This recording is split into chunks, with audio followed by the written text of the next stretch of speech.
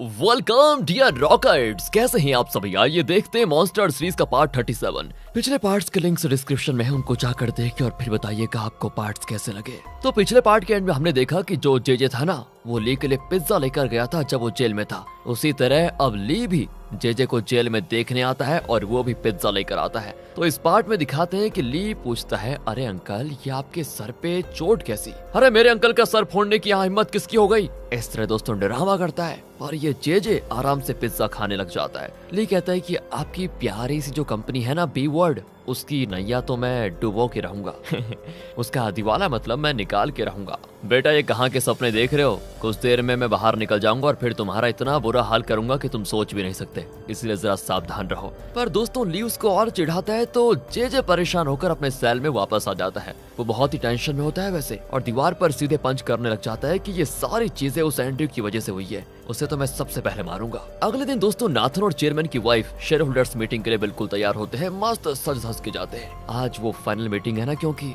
जिसमें वोटिंग से ये फैसला होगा कि इस कंपनी का अगला चेयरमैन कौन होगा। चेयरमैन की वाइफ बड़ा कॉन्फिडेंट होकर कहती है कि नाथन से मतलब बेटा तुम अपने पापा को नाश्ता कराने के लिए बुला लो। मुझे लगता है उन्हें डिमेंशिया है और वो तेजी से हर चीज को भूल जाते हैं। मुझे वैसे भी उनसे कुछ सवाल करने हैं जिससे साफ पता चल जाएगा कि उनकी बीमारी किस हद तक पहुंच गई है। नाश्ता करते वक्त वो चेयरमैन से पूछती है दोस्तों की एक बात बताइए, आप शेयर होल्डर्स मीटिंग में नहीं आ रहे है ना? सही कैसे किया ना मैंने? आप एक काम कीजिए, बहुत बढ़िया है, आप यहीं पर आराम कीजिए। चेयरमैन कहता है कि तुमने मुझे बेवकूफ समझ के रखा हुआ है क्या? आज शेयर होल्डर्स मीटिंग में देखो मैं तुम्हारा क्या हल करता हूँ। कहकर वो पीए से पूछता है कि मेरी माँ ने नाश्ता किया या नहीं। ये सुनकर दोस्तों सभी चौंक जाते हैं। वो पूछता है कि ऑफिस जाने से पहले मैं उनसे मिलना चाहता हूँ, उन्हें वक्त पर खाना दिया करो, समझे? दोस्तों अब तो चेयरमैन की वाइफ को यकीन हो जाता है कि पक्का चेयरमैन को बहुत ही गंभीर डिमेंशिया हुआ है, क्योंकि चेयरमैन की माँ तो कई साल पहले गुजर चुकी थी। वो चेयरमैन से कहती है कि आपकी माँ आज खाना नहीं खाएंगी क्योंकि आज घर में मटन नहीं बना। चेयरमैन तो भड़क जाता है कि तुम्हारी हिम्मत कैसे भी तुमने आज मटन नहीं पकाया। अभी जाओ और मटन पका कर लेकर आओ और चुपचाप मेरी माँ को दो, वरना इस घर से निकाल दूंगा। लगता है दोस्तों कुछ गड़बड़ी हो गई है चेयरमैन के दिमाग में। तो चेयरमैन की वाइफ नाथन से कहती है कि देखा बेटा, तुम्हारे पापा 25 साल से मुझे किस तरह टॉर्चर कर रहे थे।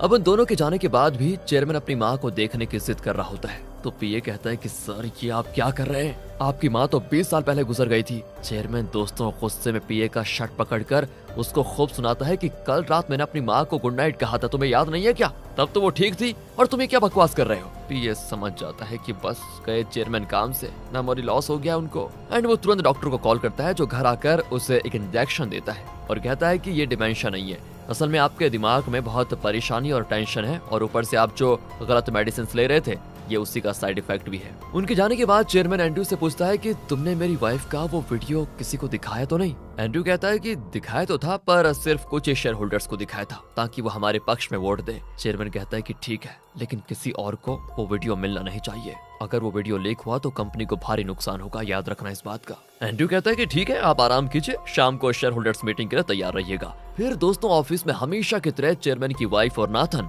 एंड्रयू को चिढ़ा कर चले जाते हैं। एंड्रयू गुस्से में वो वीडियो नाथन को भेजता है जिसमें उसकी माँ मेडिसिन चेंज कर रही थी दोस्तों। एंड फिर वो नाथन को कॉल करके कहता है कि देखा तुम्हारी माँ का ये असली रूप। नाथन तो दोस्तों भड़क जाता है कि तुम्हारी हिम्मत कैसे भी मेरी माँ के बारे में ऐसा कहने की। एंड्रयू कहता है अच्छा मेरी हिम्मत कैसे भी? तुम्हें सच बता रहा हूँ मैं, और तुम्हें अब भी यकीन नहीं होता क्या? तो अपने असिस्टेंट से पूछ लो।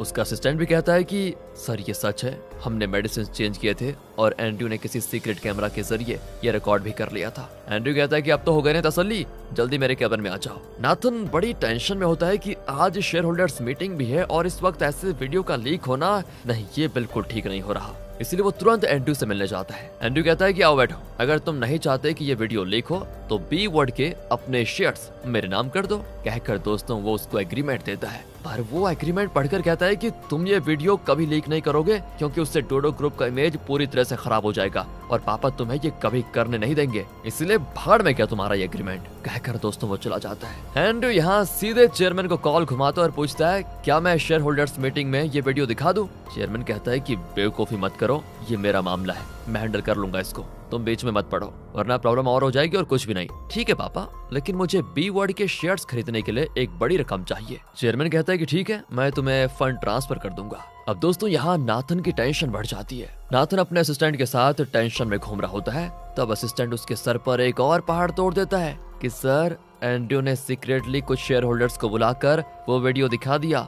नाथन बौखला जाता है और तुरंत अपनी माँ से मिलने जाता है। वहाँ उसकी माँ को देखो क्या कर रही है, डॉक्टर को कॉल करके पूछती है कि मेरे पति को सच में डिमेंशिया है ना या फिर कुछ और। डॉक्टर दोस्तों हाँ में जवाब देता है। तो वो कहती है कि आप शेयर होल्डर्स मीटिंग के दौरान ये बात बताइए ताकि सभी को पता चल जाए। कहकर वो कॉल काट देती है। इतने में नाथन आकर उससे शेयर्स खरीदने के लिए बहुत बड़ा अमाउंट मांगता है। वहाँ चेयरमैन को दिखाते हैं जो शेयर होल्डर्स मीटिंग के लिए एकदम रेडी हो चुका है। डॉक्टर भी वहीं पर होता है। दोस्तों असल में चेयरमैन ने ही डॉक्टर से कहा था कि आप मेरी वाइफ से कह दीजिए कि मुझे डिमेंशिया नहीं है। और मीटिंग वेन्यू को दिखाते हैं जहाँ ली भी आया होता है। बोर्ड मेंबर्स ऊपर स्टेज पर बैठे होते हैं और बाकी शेयर होल्डर्स नीचे। सिंडी भी ली के साथ नीचे बैठी होती है पर वो कहती है मुझे ऊपर बैठना है। कहकर वो ली का हाथ पकड़कर उससे भी ऊपर आने को कहती है पर ली कहता है कि देखो पब्लिक में तमाशा मत करो। वो कहती है ठीक है तुम्हें नहीं आना तो मत आओ, मैं तो वहीं जाकर बैठूंगी। एंड वो स्टेज पर जाकर बैठ जाती है। दोस्तों लेकिन ये नाथन उसको धक्का देता है कि तुम नीचे जाओ पर उसकी माँ कहती है कि अरे रहने दो उसको। बस दोस्तों इनकी घिचपिच के बीच मीटिंग हो जाती है शुरू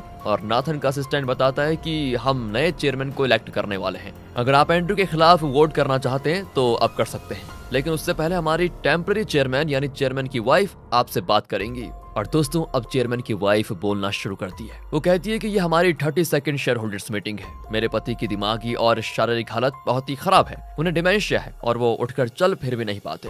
इसलिए हमने सोचा है कि इस कंपनी को और ताकतवर बनाना मेरी जिम्मेदारी है और मैं उसे बखूबी निभाऊंगी।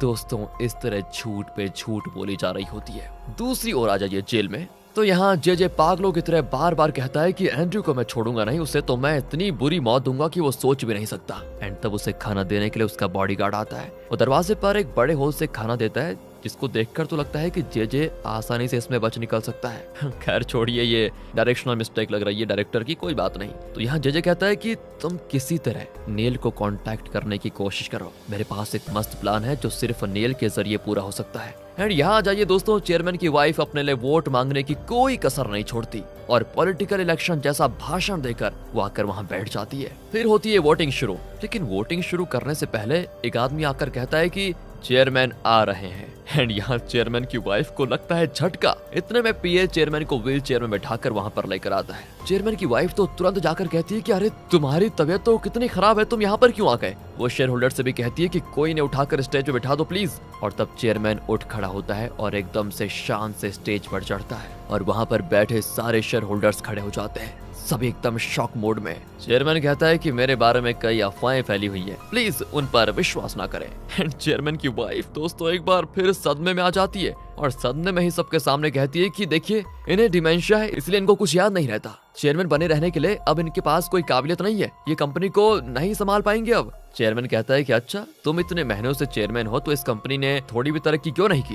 वो कहती है कि हमारे कॉम्पिटिटर्स तो लॉस में चल रहे हैं, ऐसे में अगर ये कंपनी ठीक चल रही है तो उसकी वजह सिर्फ मैं हूँ। चेयरमैन कहता है कि सुनो मेरी बात, जब हमारी कंपनी का IMF से सामना हुआ तो कितनी मुसीबत में थी हमारी कंपनी, तुम्हें पता है ना। बाकी कंपनीज तो एकदम मिट गई थी, लेकिन उस वक्त मैंने अपनी कंपनी को बैंकरप्ट होने से बचाया और अपनी कंपनी के नीचे और 10 कंपनीज बनाई। इस तरह मैंने ये बिजनेस एम्पायर खड़ा किया। डोडो ग्रुप मीडिया का चेयरमैन कौन है, प्लीज खड़े हो जाएं। और डोडो ग्रुप इलेक्ट्रॉनिक्स का चेयरमैन भी प्लीज खड़ा हो जाए। Dodo group fashion, Dodo group foods, Dodo group international और भी ऐसे कई कंपनीज बनाए मैंने जिनके चेयरमैन प्लीज खड़े हो जाएं। आप सब बताइए कि उस वक्त कंपनी की जो हालत थी उसकी फिक्र हमें खाई जा रही थी। कितनी मीटिंग्स की होंगी हमने मिलकर, कितनी मेहनत की होगी हम सभी ने, लेकिन उन मुश्किलों को पार करके अगर मैं आज आपके सामने खड़ा होकर बात कर पा रहा हूँ तो उसका कारण क्या है। इस कंपनी और इसके नीचे और भी जितनी कंपनीज हैं उनकी तरक्की की वजह कौन है, मैं या मेरी वाइफ। सारे दोस्तों चेयरमैन और शेयर होल्डर्स चेयरमैन की बातें बखूबी समझते हैं और चेयरमैन के सपोर्ट में खड़े हो जाते हैं। चेयरमैन कहता है कि यही तो हमें करना है, फिर एक बार एकजुट होकर इस कंपनी को उसके पहले वाले दर्जे तक पहुंचाना है। क्या हम सब मिलकर ये नहीं कर सकते? क्या हार मानकर चेयरमैन को बदलते रहेंगे? मुझे पता है कि आप सब मेरे साथ हैं। इस तरह का दोस्तों इमोशनल स्पीच देता है चेयरमैन और ये सुनकर चेयरमैन की वाइफ शॉक पे शॉक हो जाती है, लेकिन फिर भी सबके सामने चिल्लाती है कि तुम्हें डिमेंशिया है, तुम कंपनी नहीं चला सकते। एंड इतने में डॉक्टर आ जाता है। दोस्तों चेयरमैन की वाइफ कहती है कि अब आप ही सबको बताइए कि इन्हें डिमेंशिया है। डॉक्टर सबके सामने कहता है कि नहीं, चेयरमैन को डिमेंशिया नहीं है। बस दोस्तों चेयरमैन की वाइफ और नाथन की बोलती बंद हो जाती है। वोटिंग होती है शुरू। वोटिंग में 57% वोट्स पाकर चेयरमैन को फिर से ऑफिशियली कंपनी का चेयरमैन घोषित किया जाता है और चेयरमैन की वाइफ हो जाती है बेहोश। उसे हॉस्पिटल लेकर जाना पड़ता है दोस्तों। चेयरमैन कहता है कि आपके सपोर्ट के लिए शुक्रिया, अब हम सब मिलकर इस कंपनी को ऊंची ऊंचाइयों पर लेकर जाएंगे, जो कि ये डिजर्व भी करती है। सभी तालियां बजाते हैं। मोजो ली से कहता है कि यार क्या स्पीच था, ऐसा लगा जैसे शेर अपनी पूरी ताकत लगाकर दहाड़ रहा हो। ली कहता है कि इस चेयरमैन का युग खत्म हो गया है, अब तो इस कंपनी को एंड्रयू चलाएगा, लेकिन उससे पहले हमें उसे खत्म करना होगा। हॉस्पिटल में दोस्तों चेयरमैन की वाइफ को वो वीडियो दिखाते हैं, तब जाकर सिंडी को पता चलता है और वो कहती है आपकी हिम्मत कैसे हुई पापा की जान लेने की, उनके साथ ऐसा खिलवाड़ करने की। लेकिन चेयरमैन की वाइफ दोस्तों पता नहीं कैसी है, चिल्लाती है कि बंद करो अपना मुंह, ये सब मैंने अपने लिए नहीं तुम दोनों के लिए किया था। नाथन कहता है कि हम सब मिलकर पापा से माफी मांग लेते हैं माँ, लेकिन चेयरमैन की वाइफ भड़क जाती है कि नहीं मांगेंगे माफी, मांग भी लेंगे तो क्या वो फिर हमें अपना लेंगे? नहीं। सिंडी कहती है कि मैं पापा से बात करूंगी, पर जब वो चेयरमैन से कहती है कि पापा माँ अपनी गलती के लिए शर्मिंदा है, तो वो कहता है कि नहीं बेटी, मैं जानता हूँ कि उसे जरा भी शर्मिंदगी नहीं है, ये तो तुम खुद आई हो मुझसे बात करने के लिए। एंड फिर वो जिना से कहता है कि मेरी वाइफ के नाम पे जो प्रॉपर्टी है उन्हें मेरे नाम पर करने की जो फॉर्मेलिटीज हैं उन्हें शुरू कर दो। सिंडी चौंक जाती है कि ये आप क्या कह रहे हैं पापा, पर वो कहता है कि तुम इसमें मत पड़ो बेटा, वरना तुम्हारा भी वही हाल होगा जो तुम्हारी माँ का हुआ है। और फिर चेयरमैन और एंड्रयू को मीडिया वाले घेर लेते हैं और वो चेयरमैन से सवाल पे सवाल करने के बजाय एंड्रयू से सवाल करते हैं कि क्या आप जिना से शादी करने जा रहे हैं? आप दोनों में से किसने किसको प्रपोज किया या फिर नहीं? एंड्रयू कहता है नो पर्सनल क्वेश्चन प्लीज, और ये कहकर वो जिना को वहाँ से सेफली बाहर लेकर आ जाता है। चेयरमैन तो हैरान हो जाता है कि यहाँ क्या रोमांस चल रहा है ये। अगले सीन में एंड्रयू जिना के घर पर होता है, लगता है दोनों सेलिब्रेट करने वाले हैं। और तब फ्लैशबैक में दिखाते हैं कि असल में एंड्रयू ने अपने असिस्टेंट से कहा था कि तुम ये अफवाह फैला दो कि मेरे और जिना के बीच प्यार है और हम जल्द ही शादी करने वाले हैं। इसी वजह से दोस्तों मीडिया वाले ये सवाल कर रहे थे कि ये सब एंड्रयू का प्लान था। अब वो जिना से कहता है कि आज मुझे इतनी खुशी है कि जी करता है जोर से चिल्लाऊं। फिर वो जिना का हाथ पकड़कर कहता है देखो आज तक मैंने तुमसे ये बात छुपाई, पर आज मैं बता देना चाहता हूँ, मैं तुम्हें बहुत चाहता हूँ, तुम्हारे बगैर नहीं मैं जी नहीं सकता। जीना तो छोड़ो, मैं उसकी कल्पना भी नहीं कर सकता। क्या तुम मुझसे शादी करोगी? नहीं, तुम सोच समझ कर अपना जवाब दे देना, कोई बात नहीं, तुम पर कोई प्रेशर नहीं होगा और मैं तुम्हें फोर्स भी नहीं करूंगा, तुम्हारा जवाब जो भी हो मुझे स्वीकार है। कहकर दोस्तों वो जिना के माथे पर किस करके चला जाता है और अब जिना की समझ में नहीं आता कि वो क्या कहे। दूसरी ओर सिंडी ली को एक लोकल बार में लेकर जाती है। ली तो हैरान हो जाता है कि तुम्हें तो ऐसी जगह पसंद नहीं, फिर यहाँ पर क्यों लेकर आ गए मुझे? वो कहती है कि अगर मैं एक साधारण परिवार में पैदा हुई होती तो शायद बहुत खुश रहती, और क्या करूं इतने बड़े घर में पैदा हो गई। फिर भी मैंने कभी जाना ही नहीं कि खुशी क्या होती है। जब मैं छोटी थी तो पता है मम्मी और पापा बहुत झगड़ते थे, मेरा भाई तो बस अपनी धुन में मस्त रहता था, मैं बहुत अकेली पड़ गई थी, लेकिन इसी वजह से मैंने अकेले ही सरवाइव करना सीख लिया। शायद इसीलिए कोई मुझे पसंद नहीं करता। और दोस्तों तब सिंडी शराब की बोतल को देखती है तो ली तो घबरा कर कहता है नहीं नहीं उसे मत पीना, और मैं तुम्हें पीने भी नहीं दूंगा। पर तुम्हारा लगता है थोड़ा मन तो कर ही रहा है पीने का, पर बहुत मन कर रहा है तो ये लो थोड़ा सा पी लो। कहकर दोस्तों वो थोड़ी शराब देता है एंड वो खुश हो जाती है कि लगता है तुम्हें मुझ पर विश्वास हो गया है, मैं सोच रही हूँ कि जल्दी शादी कर लो। हाँ वही तो मैं भी कह रहा हूँ, जल्दी से किसी और से शादी कर लो। अरे किसी और से क्यों, मैं तो तुम्ही से शादी करूंगी। नहीं देखो मैं शादी के लायक नहीं हूँ, क्योंकि मुझसे शादी करके कोई लड़की खुश नहीं रह पाएगी। अरे तुम ऐसा क्यों सोचते हो, मैं तुम पर कोई जोर जबरदस्ती नहीं करूंगी, मैं खुद ही खुश रह लूंगी। कहकर दोस्तों वो ड्रिंक पे ड्रिंक पीती है, लेकिन थोड़ा सा पीकर भी ना उसका असर वही होता है। तो अगले सीन में ली उसको उठाकर लेकर जा रहा होता है और वो पब्लिक में जोर से चिल्लाने लग जाती है। जेल में यहाँ दिखाते हैं जेजे को दोस्तों, जो न्यूज़पेपर में देखता है कि डोडो ग्रुप का चेयरमैन फिर से री इलेक्ट हो गया है। और ये जानकर इसको इतना गुस्सा आता है क्योंकि चेयरमैन के बाद उसकी कुर्सी एंड्रयू की हो जाएगी, ये इससे देखा नहीं जाता। वो गुस्से में न्यूज़पेपर फाड़ देता है, लेकिन तब उसे ली की बात याद आती है कि वो बी वर्ड कंपनी को डुबाने वाला है। अब बी वर्ड के ज्यादातर शेयर एंड्रयू के पास है, मतलब एंड्रयू और ली का मुकाबला होगा। बस दोस्तों इससे खुश होकर जेजे उन दोनों के बीच फूट डालने का प्लान बना लेता है। इतने में दोस्तों नेल जेजे से मिलने आता है। जेजे उसे बताता है कि एंड्रयू अब बी वर्ड का मालिक बनने वाला है, और दूसरी ओर ली ने मुझसे चैलेंज किया है कि वो बी वर्ड को मिट्टी में मिलाएगा, तो क्यों ना हम उन दोनों के बीच लड़ाई करवा दे। मेरे ऑफिस में एक सीक्रेट लॉकर है जिसके अंदर बी वर्ड के डॉक्यूमेंट्स है, उन्हें निकाल कर जैसा मैं कहता हूँ आप वैसा ही कीजिए। अब नील कहता है कि वो तो मैं करूंगा, लेकिन बदले में तुम्हें मेरा एक काम करना होगा। देखो मैं कुछ भी करने को तैयार हूँ ससुर जी, बोलिए क्या करना है। नेल कहता है कि वो मैं तब बताऊंगा जब तुम जेल से बाहर निकलोगे। और दोस्तों जब नेल बाहर जाता है ना तो जिराल्ड पूछता है कि आप जेजे से क्या मांगने वाले हैं। वो कहता है कि जेजे एक नंबर का चालाक आदमी है,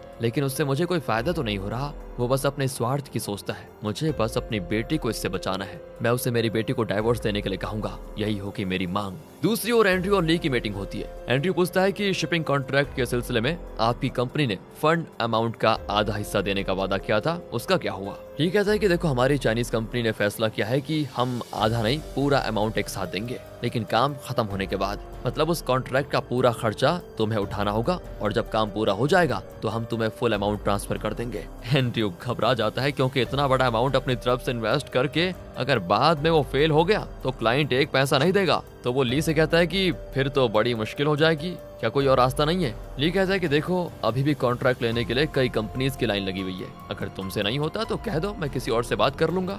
एंड्रयू के पास दोस्तों कोई और चारा होता ही नहीं, तो वो कहता है कोई बात नहीं, मैं बैंक से लोन लेकर कर लूंगा। हाँ, ये हुई ना बिजनेस वाली बात। ये कहकर दोस्तों ले चला जाता है। एंड्रयू यहाँ से तुरंत बैंक को कॉल करता है। दूसरी ओर दोस्तों ली मोजो से कहता है कि सुनो, उसे एक भी बैंक में लोन नहीं मिलना चाहिए, ये आपकी जिम्मेदारी होगी, ध्यान रखना। यहाँ से चेयरमैन की वाइफ और नाथन को दिखाते हैं जो कहीं बैठकर खा रहे होते हैं। अब वो घर भी नहीं जा सकते तो वो डोडो ग्रुप होटल जाने का फैसला करते हैं। वहाँ पर रिसेप्शनिस्ट $100 मांगती है रूम बुकिंग के लिए। नाथन अपना कार्ड देता है पर वो कहती है सर, कार्ड सस्पेंड कर दिया गया है, ये लो दूसरा कार्ड, इसको ट्राई करो। पर वो भी सस्पेंड हो चुका था दोस्तों। चेयरमैन की वाइफ अपना कार्ड देती है लेकिन वो भी सस्पेंड था, मतलब इनके सारे कार्ड्स चेयरमैन ने सस्पेंड कर दिए हैं और ये लोग किसी भी बैंक से एक भी पैसा नहीं निकाल पाएंगे। चेयरमैन की वाइफ का सर चकराने लग जाता है। दूसरी ओर नेल को दिखाते हैं, वो चेयरमैन से मिलने आता है। वो अपने साथ में बी वर्ड का वो सीक्रेट डॉक्यूमेंट लेकर आया था जिसमें उस कंपनी में हुए सारे घोटालों की डिटेल्स होती है। नेल कहता है कि ये तुम्हारा लाडला एंड्रयू,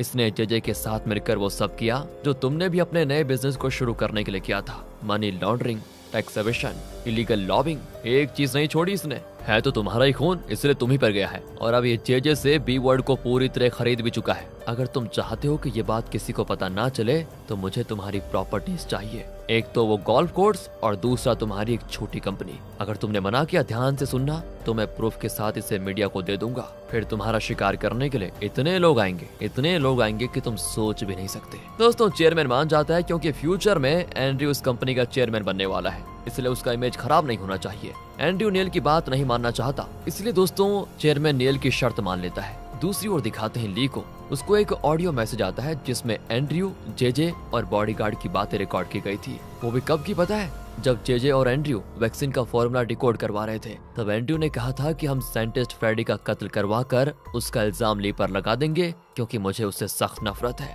और ये रिकॉर्डिंग नेल ने भेजी थी क्योंकि ये एक यूएसबी में जेजे के सीक्रेट लॉकर में था। नेल ने बी वर्ड के डॉक्यूमेंट्स निकालते वक्त इसको भी निकाल लिया था। अब ली कहता है कि मेरे पास एंड्रयू से नफरत करने के हजारों कारण हैं और अब उनमें से एक कारण ये भी जुड़ गया, अब तो उसकी खैर नहीं। दूसरी ओर जेजे एंड्रयू को बताता है कि तुमने धोखे से मुझसे बी वर्ड छीन लिया था ना, लेकिन ली बी वर्ड को कंगाल करके रहेगा। उसने तुम्हारे बारे में ऐसी बातें कही कि मैं क्या बताऊं तुम्हें। इस तरह दोस्तों वो एंड्रयू को उकसाने की कोशिश करता है और एंड्रयू गुस्से में बाहर आकर अपने असिस्टेंट से कहता है कि मुझे पहले से ली से सख्त नफरत थी, लेकिन अब एक और कारण जुड़ गया है उससे नफरत करने का। देख रहे हैं दोस्तों, दोनों को एक दूसरे पर इस तरह से शक और नफरत करने के कारण बढ़ रहे हैं। फिर वो ली को कॉल करके कहता है कि मैं तुमसे अभी मिलना चाहता हूँ, तुम डोडो ग्रुप के ऑफिस आ जाओ। ली भी वहाँ पर जाता है तो वहाँ जीना होती है। वो पूछती है तुम यहाँ पर कैसे आए? ली कहता है कि वो एंड्रयू मुझसे मिलना चाहता है और मैंने भी सोचा अपने पुराने एसपीडी डिपार्टमेंट को भी देख लूं, तुम भी चलो। जिना घबरा कर कहती नहीं, मुझे कोई और काम आ गया है। ये कहकर दोस्तों वो चुपचाप निकल जाती है। अब ली एसपीडी के अंदर जाकर पुराने फोटोज को देखने लगता है। यहीं पर ली, जिना और एंड्रयू काम करते थे। एक फोटो में ली और जिना बहुत क्लोज होते हैं, तो वो पूछता है कि क्या जिना यहीं पर काम करती थी? मोजो तो सोच में पड़ जाता है कि अब क्या बताऊं, सच बताऊं कि झूठ। वो कहता है कि हाँ। अच्छा, तो क्या मैं और जिना इतने क्लोज थे? इतने में एंड्रयू आकर उस फोटो को छीनता और कहता है मैं और जिना शादी करने वाले हैं, तुम बीच में मत आना। अब ली तो दोस्तों एकदम चौंक जाता है और एंड्रयू भी उसको घूरने लगता है। यहीं पर होता है पार्ट 37 का दी एंड। इंतजार कीजिए अगले पार्ट का क्योंकि बहुत मजा आने वाला है। बस अब कुछ ही पार्ट्स बचे हुए हैं, फाइनल घमासान होने वाला है। आगे के वीडियोस देखने के लिए सीरीज को लाइक और ज्यादा से ज्यादा शेयर कीजिए। मिलते हैं आपसे अगली वीडियो में, ध्यान रखिएगा अपना and finally thanks for watching.